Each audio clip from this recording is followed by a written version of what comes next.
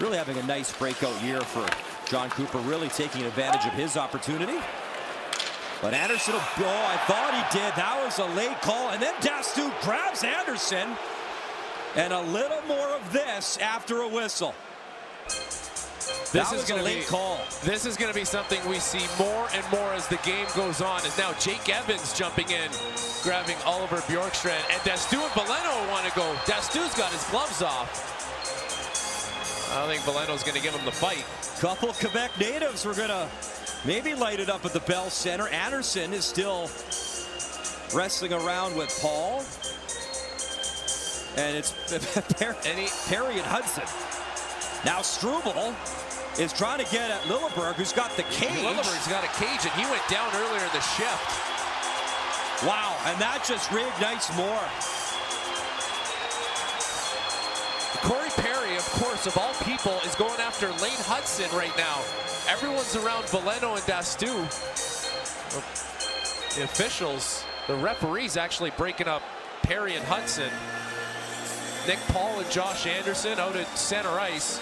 It is a mess, an absolute yard sale, and Lilleberg is headed off the ice. He's in some pain, as clearly he took the worst of that whole interaction. As Tampa Bay dressed 7 defensemen in this game, they're going to be down to 6 with 11 forwards, as we'll see how the officials sort this out. Rips it around, Radish waiting for it. Radish shoots Perry in front, the deflection, and Hudson scurries away with the puck. Lane Hudson just offside. He wanted Suzuki, as Nick Suzuki now a 69 assist season. Every whistle. This is every single whistle right now. And if you're Montreal, you stand in there and you have to push and shove and throw punches. And again, Brian, away from the play, Corey Perry has Lane Hudson. I don't think the players on the ice for Montreal realize that Hudson's alone with Perry as they go back into the pile now, as this is happening all the time. You don't think there's a message being sent here by both these teams? We talk about a 7-game playoff series all the time as little investments, every game, every shift. You can call this an 8-game playoff series at this point, because clearly both these teams see this as an investment into the first round of the playoffs. And look at Perry and Hudson. I mean, Perry, Slafkovsky and Bjorkstrand grabbing each other again. It's multiple rounds in every single scrum, and now they're going to have to sort this out again, as Hudson's bloodied up on the nose. Corey Perry. That's Corey Perry's act in a nutshell. Well, Perry was a guy that went to a cup final with a lot of these young halves. Not Hudson, obviously, but Suzuki and Caulfield. And Suzuki's had enough of his act. And there it is. Like, I think finally everyone on the ice for Montreal has realized what's been going on. Perry's been doing this. It's like a wrestling match. It's happening way away from everyone else. And now they've realized, and the linesmen have finally realized as well, as it was the referee who mainly has been breaking up Perry and Hudson. That is a calculated maneuver by Corey Perry. And Nick Paul back in the box again. Jaden Struble back in the box again. And the referees will be back to get the notepad and the iPad out and figure this whole thing out.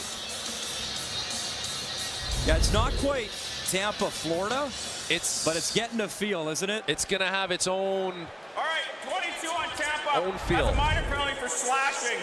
47 Montreal, 20 Tampa have 10-minute misconducts. Montreal, power play, 5-on-4. All right, so Montreal is on the better end of it this time around, as Montreal will get the power play.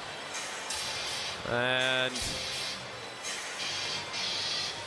Arbor Jackeye still having words with Corey Perry by the bench, and that's more appropriate for Corey Perry. If you want to go after someone, if you want to chirp someone, take some shots, do it with Arbor Jackeye.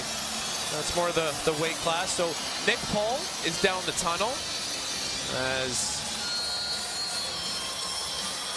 Jaden Struble down the tunnel. And this is where you like having a guy like Arbor Jackeye on the ice and in the lineup. And here's the whole Corey Perry thing. Talking to Lane Hudson, getting in his face. Hudson, you do appreciate the fact, though, Brian, Hudson's standing there. Like, it's not like he skated off to the bench or anything or said, I don't want anything to do with you. Like, he's going face-to-face with Corey Perry. J.J. Moser chips to center. Kucherov was behind him. He got hit by Josh Anderson. Tampa's got to be careful. Too many men picked up by Valeno. You can go 3-on-1. Valeno. Evans walking in. What a pad stop, Vasilevsky.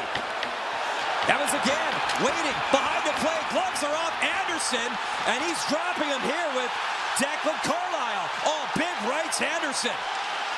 Josh Anderson continues to feed the rights. Carlisle in the lineup, and he gets a whole lot of Josh Anderson, and the takedown by 17.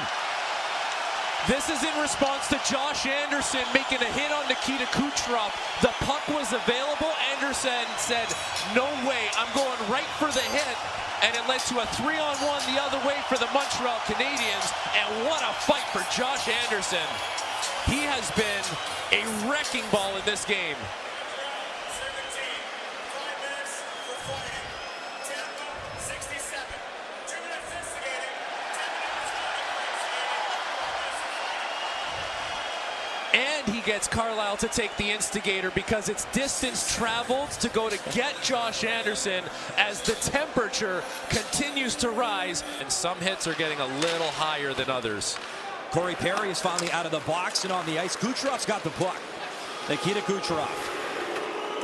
The fans will let you know when he's got it. To his credit, they only boo the great ones in this town, though. Here's McDonough. This is not a game, Brian, where you're just hitting to separate guys from the puck. Braden Point, a step into the forehand. Oh, then he hit Dobish cutting in. Dobish went down, and you know what's coming next. Gloves are off, and another pileup, and now it's Radish. He's trying to tie up Evans, as Evans and Radish is throwing him, and Evans has his gloves on, and he's getting taken down. Point's going to get the original penalty here, clearly, for running over Jakub Dobish. So Montreal's going to get a power play out of this, any way you slice it. As, oh, now what? Dastu Texier. Dastu just dropped the rights and dropped Texier as they went at it. Texier didn't really have he didn't have his gloves off, and he really didn't want to fight. Dastu pulled him out, took his gloves off, and started punching him. As it takes 2 officials to break that up. Now that should be another penalty on Dastu. It's one thing to push and shove in a scrum. It's another thing to drop your gloves and start throwing punches to a guy who doesn't want to fight. He doesn't have his gloves off. So Dastu's off to the box, and so far no Canadiens players in the box, as Point and Dastu will take a seat, and the officials will reconvene, Brian, one more time. What a night. They get the notepad out, and they'll go through it all again. But if you're Montreal, you start to think, okay, how do we recreate this in the playoffs? Montreal's speed, Montreal's skill. Very frustrating. That is their version of what makes them hard to play against. And if you're going to continue with that, you're going to get power play opportunities. You're going to get a frustrated Tampa Bay Lightning team. And the approach that Montreal had in this game is, let's not react to anything. Let's be proactive with everything. And now it's paying off, as surely they will be on the power play here once the play gets going.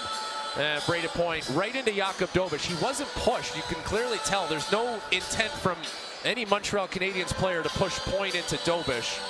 And that's where everything goes off the rails, as Radish and Evans tied up, and oh, there it is, the notepad. Keeping track of everything tonight. You know what, though? We asked Marty St. Louis this morning what he likes about his team, the qualities to make a deep run in the playoffs. He thought about it. He said it's a number of things. It's not one thing. But what did he bring up? He said that physical play. He likes the way his team has grown in these type of games. And the narrative around this team coming into the season, and even for the first half of the season, is, yeah, they're not overly big up front. They're fast, they're skilled, but can they hang against a team that wants to play this kind of hockey, aka the Tampa Bay Lightning? Well, they showed it last week. They're showing it again tonight. And for now, Darren Raddysh is not in the penalty box, so nothing getting assessed to him for his melee with Jake Evans. I'm serious, that notebook is getting more work than Arpin's notebook tonight. And Arpin's notebook is going to be on display in the next intermission. Arpin's notebook is on fire right now, getting ready for the second intermission. Arpin might need AI after all this, but he's standing by with John Still for the notebook. He is Montreal Canadiens AI. There you go. Arpin. Now, there is so much to like about this right now for Montreal. And the way that they have asserted themselves, they haven't backed down, and Corey Perry continues to bark at everyone that will listen to him. And the last TV timeout, Perry and Jack Eye were jawing at each other all up and down center ice.